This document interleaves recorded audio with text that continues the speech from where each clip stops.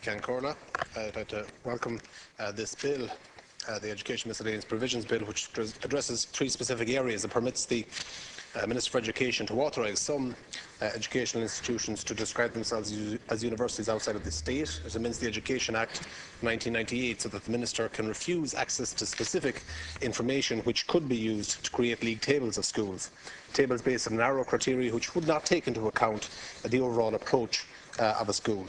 It amends legislation so as to ensure that the student grant scheme applies to post-leaving certificate courses. On the first point, which concerns international students and the use of the term university by some third-level institutions, the programme for government is committed to harnessing the benefits of an increased uptake in third-level courses by international students.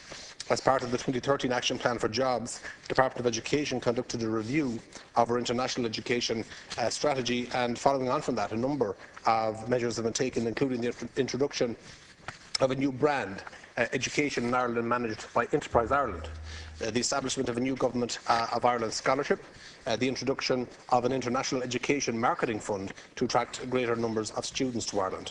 This strategic approach is vital. It has characteristics of the successful approach of the IDA in terms of job creation and attracting investment. The IDA has pursued policies focused on created hubs, centres of excellence and innovation, and today's figures have shown how successful these policies are. In Galway, for example, last year the IDA supported 63 companies with over 13,862 jobs. These figures are the highest in 7 years and now eclipse the performance prior to the recession. The legislation today is broadly welcome in that it will encourage third-level institutions to compete further on the global stage. Greater numbers of international students leads to greater links across the world for our third-level institutions and greater opportunities for Irish companies for innovation and trade. However, I have a number of concerns. The legislation is very specific. It will not apply to institutes of technology, which are delegated permission from the Qualifications and Quality Assurance Authority to award qualifications. I'm sure the Minister and the officials, of the department have specific reasons as to why this is the case. However, I feel it represents a missed opportunities.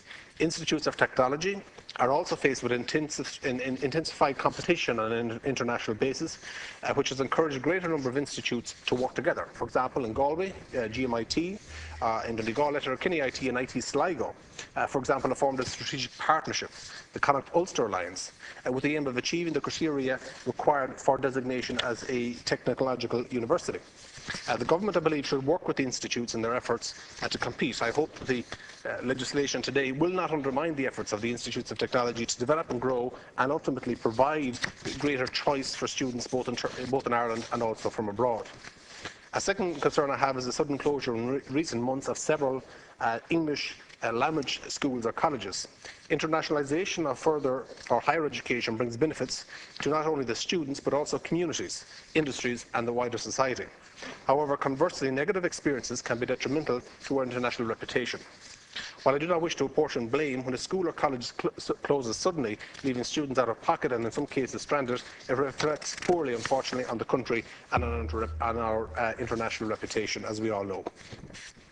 I think the Government needs to examine and review the operation of private institutions, particularly if, and it is a slim chance, given the conditions laid out in the legislation, the term university can be acquired for use outside the state. A second feature of this bill concerns post-leaving certificate courses. Section 7 of the bill is important in that it will amend Section 7(1)(d) of the 2011 Student Support Act and provide a basis for the Minister to make a post-leaving certificate course eligible for support under the grant scheme. Attending university with this highly academic approach does not make the best use of everyone's skill potential. Other approaches, which emphasises skills and technical crafts, are more suited to some school leavers. It is worth noting that in other countries there is a greater balance in terms of academic focus and skill focus. The creation of SOLAS by the Government is a welcome reform, and one which I hope will increase access and enhance outcomes. It is therefore welcome that the bill before us ensures that the courses provided or regulated by SOLAS will be eligible for student grant purposes. Overall, I would like to welcome the initiatives in the bill and hope that the concerns that I have raised could be taken on board or further explored.